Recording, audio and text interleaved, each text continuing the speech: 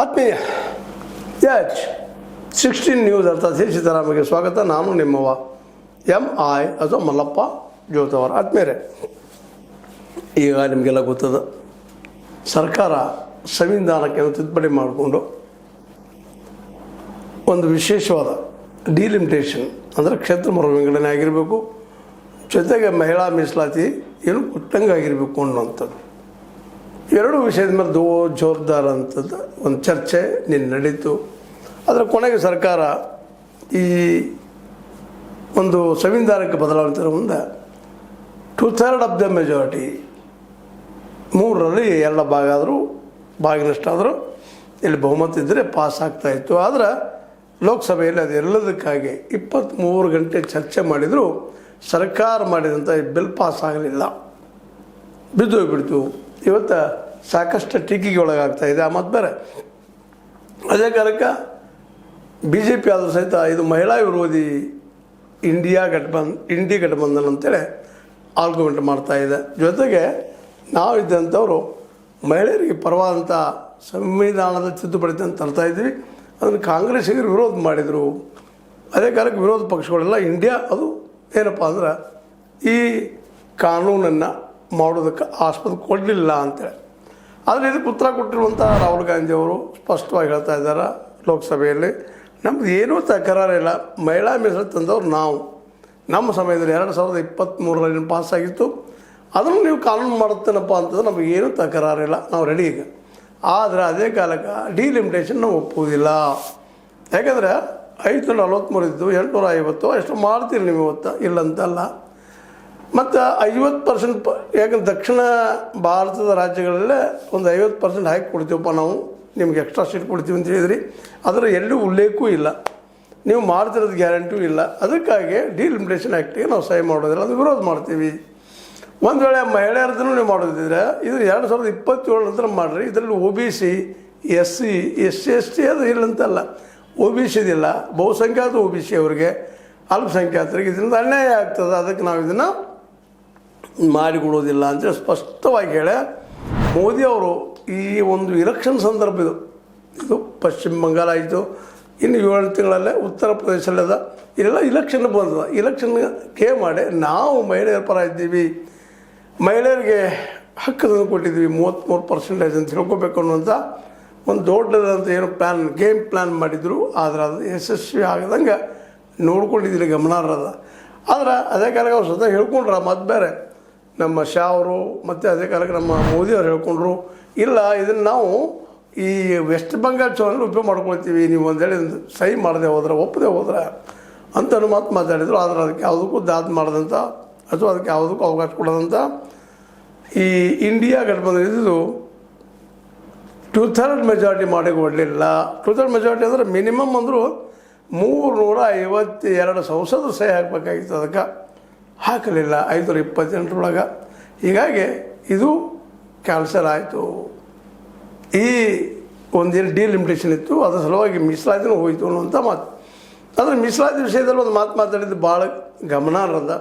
ಮತ್ತು ಅದು ಆಗಬೇಕಾದಂಥದ್ದನ್ನು ಅಂದ್ರೆ OBC ಹಿಂದುಳಿದ ಸಮುದಾಯಕ್ಕೂ ಸಹಿತ ರಿಸರ್ವೇಷನ್ ಇಲ್ಲಿ ಫಿಕ್ಸ್ ಆಗಬೇಕು ಅಂತೇಳಿ. ಅದಕ್ಕಾಗಿ 2027ರಲ್ಲೇ 26-27 ಜನಗಣತಿ ಆಗ್ತದೆ. ಜನಗಣತಿ ಬಂದ ಮೇಲೆ ನೀವು ಮಾಡ್ರಿ, ಅದನ್ನು ಘೋಷಣೆ ಮಾಡಿರಿ ಅಂತೇಳಿ. ಯಾಕೆ 2029 ನೀವು ಅನುಷ್ಠಾನಗೊಳಿಸೋರಿದ್ದೀರಿ. ಆದರೆ ಅದಕ್ಕೆ ಪೂರ್ವದಲ್ಲಿ ಇದು ಕ್ಲಿಯರ್ ಆಗಲಿ, ಏನು ಡಿಲಿಮಿಟೇಷನ್ ಕ್ಷೇತ್ರ ವಿಂಗಡಣೆ ಪ್ರತಿ 10 ವರ್ಷಕ್ಕೊಮ್ಮೆ ಆಗ್ತಾಯಿತ್ತು. ಈಗ ಆಗಿಲ್ಲ. 2011ರಲ್ಲಿ ಹಿಡ್ಕೊಂಡು ಏನು ಮಾಡ್ತಾಯಿದ್ರಿ, ಅದು ನ್ಯಾಯಬದ್ಧ ಆಗಿಲ್ಲ. ಅದರಲ್ಲಿ OBCಗಳು ಎಷ್ಟಿದ್ದಾರೆ, ಇವರು ಎಷ್ಟಿದ್ದಾರೆ, ಉಳಿದವ್ರು ಎಷ್ಟಿದ್ದಾರೆ ಅನ್ನೋಂಥ ದಾಖಲಾತಿಗಳಿಲ್ಲ. ಅದು ದಾಖಲಾತಿ ಇಲ್ಲದಕ್ಕೆ ಸಾಧ್ಯ ಇಲ್ಲ ಅನ್ನೋಂಥ ಮಾತನ್ನು ಮಾತಾಡಿ ಆ ಮಾತನ್ನು ಎತ್ತಿ ಹೇಳಿ ರಾಹುಲ್ ಗಾಂಧಿ ಅವರು ಈ ಒಂದು ವಿಚಾರವನ್ನು ಮಂಡಿಸಿದರು. ಅಂದ್ರೆ ಕ್ಷೇತ್ರ ಮರು ವಿಂಗಡಣೆ ಇದು 2027ರ ಜನಗಣತಿ, ಕೇವಲ ಜನಗಣತಿ ಅಲ್ಲ, ಜಾತಿ ಗಣತಿ ಆಗಬೇಕು ಅನ್ನುವಂಥದ್ದು. 1931 ನಂತರ ಜಾತಿ ಗಣತಿ ಆಗಿಲ್ಲ, ಅದು ಆಗಬೇಕಾಗಿದೆ. ಯಾರು ಎಷ್ಟು ಬೆಳೆದಾರೆ ಗೊತ್ತಾಗಬೇಕಾಗಿದೆ. ಆ ನೆಲೆಯಲ್ಲೇ ರಿಸರ್ವೇಷನ್ ಫಿಕ್ಸ್ ಆಗಬೇಕಾಗಿತ್ತು ಅನ್ನೋದು ಈಗಾಗಲೇ ಚರ್ಚಿತ ವಿಷಯ. 2023ರಲ್ಲಿ ಬಂದಿದ್ದು ಇದೇ ಕಾರಣಕ್ಕಾಗಿ ಯಾರ್ಯಾರು ಎಷ್ಟೆಷ್ಟು ಪ್ರಮಾಣದಲ್ಲಿದ್ದಾರೆ ಅವರಿಗೆಲ್ಲ ಹಂಚಬೇಕು ಅನ್ನೋದು ಇಲ್ಲದಕ್ಕಾಗಿ ಮುಂದೂಡಲ್ಪಟ್ಟಿತ್ತು ಅನ್ನೋದು ಗಮನಿಸಬೇಕಾಗಿದೆ. ಅಂದ್ರೆ ರಾಹುಲ್ ಗಾಂಧಿ ಆಗಿರ್ಬೋದು, ಪ್ರಿಯಾಂಕಾ ವಾಡ್ರಾ ಅವರಾಗಿರ್ಬೋದು, ಇದೇ ಮಾತ್ರ ಮಾತಾಡ್ತಿದ್ದಾರೆ. ಮತ್ತು ಈಗ ನೀವು ಬಂದು ಇದನ್ನು ಹೇಳ್ತಾ ಇದ್ದೀರಿ, ನಿಜವಾಗಿಯೂ ನೀವು ಮಹಿಳಾ ಮೀಸಲಾತಿ ವಿರೋಧಿಗಳು ಅನ್ನೋ ಮಾತನ್ನು ಪ್ರಿಯಾಂಕಾ ವಾಡ್ರಾ ಅವ್ರು ಹೇಳ್ತಾ ಇದ್ದಾರೆ. ಯಾಕಂದರೆ ಹಿಂದೆ ನಾವು ತಂದಾಗ ಅದನ್ನು ವಿರೋಧ ಮಾಡಿದವ್ರು ನೀವು.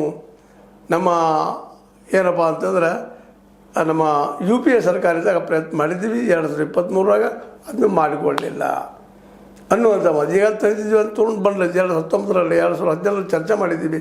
2023ರಲ್ಲಿ ಎಲ್ಲ ಚರ್ಚೆ ಮಾಡಿ ತಂದಂಥದ್ದು ಅದನ್ನು ಮಾಡಿರಿ, ಇದು ಬೇಡ ಅನ್ನೋಂಥ ಮಾತನ್ನು ಮಾತಾಡಿದರು. ಅಂದ್ರೆ ಇದರರ್ಥ ಒಟ್ಟಾರೆಯಾಗಿ ಈಗ ನೀವು ಮೀಸಲಾತಿ ಮತ್ತು ಡಿಲಿಮಿಟೇಷನ್ ಎರಡು ಕೂಡಿಸೋದ್ರಿಂದ ಇವ್ರಿಗೆ ಎರಡು ರೀತಿಯ ಲಾಭ. ಒಂದು, ಮಹಿಳೆಯರಿಗೆ ನಾವು ಮೀಸಲಾತಿ ಕೊಟ್ಟಿವಿ, ಕಾಂಗ್ರೆಸ್ ಅವರು ಹೇಳಿದ್ರು ನಾವು ಮಾಡಿದ್ದೀವಿ ಅಂತೇಳಿ ಅದೊಂದು ರೀತಿ ಓಟ್ಗಳನ್ನು ಪಡೆಯುವಂಥದ್ದು. ಎರಡನೇದು ಏನಪ್ಪ ಅಂತಂದ್ರೆ ಇಲ್ಲೇ ಮೀಸಲಾತಿ ಏನಪ್ಪ ಅಂತ ಇರೋದ್ರಿಂದ ಮಹಿಳೆಯರಿಗೆ 33% ಇರೋದ್ರಿಂದ ಸಹಜವಾಗಿ ಅವರಿಗೆ ಮಹಿಳಾ ಮತದಾರ ಓಟ್ಗಳು ಬೀಳ್ತಾವ, ಅದನ್ನು ಹಾಕ್ಕೊಂಡು ಅದನ್ನು ಹೊಡ್ಕೋಬೇಕಂತ ಮಾಡಿದರು. ಆದರೆ ಅದಕ್ಕೆ ಅವಕಾಶ ಇಲ್ಲಿ ಸಿಗದೆ ಹೋಗಿಬಿಡ್ತು.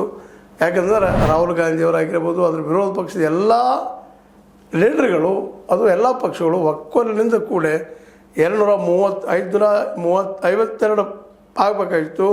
528 ಸದಸ್ಯರಲ್ಲೇ 357 ಆಗಬೇಕಾಗಿತ್ತು. ಅದಾಗದ ಮಸೂದೆ ಪರ 298 ಆಯಿತು, ವಿರೋಧವಾಗಿ 230 ಆಯಿತು. ಇದರಿಂದಾಗಿ ಇಲ್ಲಿ ಸಹಜವಾಗಿ ಈ ಒಂದು ಮಸೂದೆ ಬಿದ್ದು ಹೋಗುವಂಥ ಪ್ರಥಮ ಬಾರಿಗೆ ಮೋದಿಯವರಿಗೆ ಇದು ಮಾಡಿರಬೇಕು. ಯಾವ ಕಾರಣಕ್ಕೆ ತಂದರು ಏನೋ ಗೊತ್ತಿಲ್ಲ. ಇದನ್ನು ಈಗ ಅಷ್ಟು ಗಡಿಬಿಡಿ ಏನಿತ್ತು, ಯಾಕಂದ್ರೆ ಅದ್ರ ಟೈಮು ಅದ, ಮತ್ತು 2/3 ಮೆಜಾರಿಟಿ ಈಗ ಇಲ್ಲ ಅವ್ರಿಗೆ ಗೊತ್ತದ. ಏನಾದರೂ ಒಂದಿಷ್ಟು ಜಾದೂನೋ ಮತ್ತೆ ಜಾದೂಗರದ್ದು ಕರೀತಾರೆ ರಾಹುಲ್ ಗಾಂಧಿಯವ್ರಿಗೆ. ಒಂದು 2/3 ಮೆಜಾರಿಟಿನ ಮಾಡ್ಕೋಬೋದೇನೋ ಅಂತ ಭ್ರಮೆಯಲ್ಲೇ ಇದು ಕರೆದ್ರು. ಅದ್ರ ಕೊನೆಗೆ ಅದು ಫೇಲ್ ಆಯಿತು. ಹೀಗಾಗಿ ಏಕಕಾಲಕ್ಕೆ ಮೀಸಲಾತಿನೂ ಈಗ ತುರ್ತು ಸ್ತಬ್ಧ ಮಾಡಬೇಕು. ಮುಷ್ಟೇನು ಮಾಡ್ತಾರೋ ಗೊತ್ತಿಲ್ಲ. ಮೀಸಲಾತಿ ಸಲುವಾಗಿ ನೀವು ಚರ್ಚೆಗಳನ್ನು ಅಂದ್ರೆ ಡಿಲಿಮಿಟೇಷನ್ ಸಲುವಾಗಿ ಇಲ್ಲೇ ಇದರಿಂದ ಏನಾಗಿದೆಪ್ಪ ಅಂತಂದ್ರೆ ಯಾವುದೂ ಗ್ಯಾರಂಟಿ ಹೊರಗೆ ಬಂದಿಲ್ಲ. ಅದಕ್ಕಾಗಿ ಈ ಒಂದು NDA ಇದ್ದಿದ್ದು ಇವತ್ತು ತಮ್ಮ ಇಲೆಕ್ಷನ್ಗೆ ಅನುಕೂಲ ಆಗುವಂಗೆ ಕೆಲವೊಂದು ಘೋಷಣೆಗಳು ಮಾಡ್ಬೋದೇನೋ, ಮಾಡಲಿ, ಏನೋ ಮಾಡಲಿ.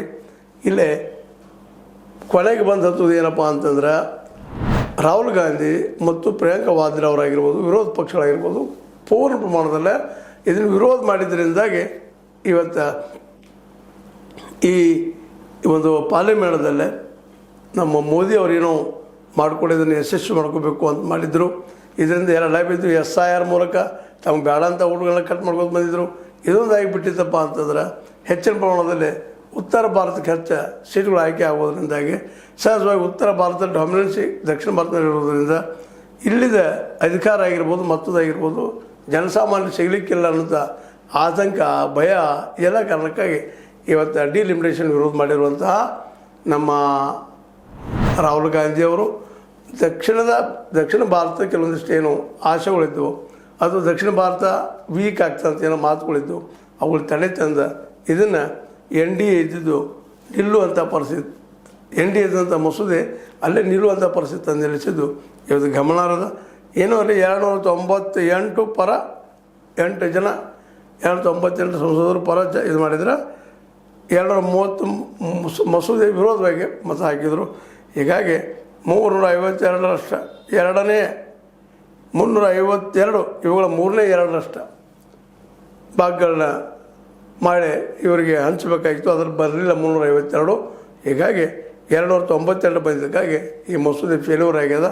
ತುರ್ತೇನೋ ಈ ಇಂಡಿಯಾ ಗೆದ್ದಿರ್ಬೋದು, ಬಟ್ ಈ ವಿಷಯವನ್ನು ಜನರ ತಲೆಯಲ್ಲಿ ಹಾಕುವಲ್ಲೇ ಸ್ವಲ್ಪ ಮಟ್ಟಿಗೆ ಮೋದಿಯವರು ಯಶಸ್ವಿ ಆಗಿದ್ದಾರೆ ಅಂತ ಮಾತು ಹೇಳ್ಬೋದಾಗಿದೆ. ಇದನ್ನು ಇನ್ನು ಮುಂದಿನ ದಿನದಲ್ಲಿ ಯಾವ ರೂಪ ಪಡಿಬೋದು ಇದು ಅನುಸರಿಸ ಮಾಡೋಣ ಅಂತ ಹೇಳ್ತಾ, ಒಟ್ಟಾರೆಯಾಗಿ ಈ NDA ಏನು ಪ್ಲ್ಯಾನ್ ಮಾಡಿತ್ತು, ನಮ್ಮ ಮೋದಿಯವರು ಏನು ಪ್ಲ್ಯಾನ್ ಮಾಡಿದರು, ಅದು ಈಗ ಮೊದಲು ಟುಸ್ ಆಗಿದೆ ಅಂತ ಹೇಳ್ತಾ, ಇದು ನಿಮ್ಗೆ ಲೈಕ್ ಆಗಿರ್ಬೋದು. ಲೈಕ್ ಮಾಡಿ, ಶೇರ್ ಮಾಡಿ, ಕಮೆಂಟ್ ಮಾಡಿ, ಜೊತೆ ಸಬ್ಸ್ಕ್ರೈಬ್ ಮಾಡಿರಿ. H60 ನ್ಯೂಸ್ ಅರ್ಥ ದೇಶದ ಇದು ಸತ್ಯದ ಕೈಗಳಲ್ಲಿ ವಂದನೆಗಳು.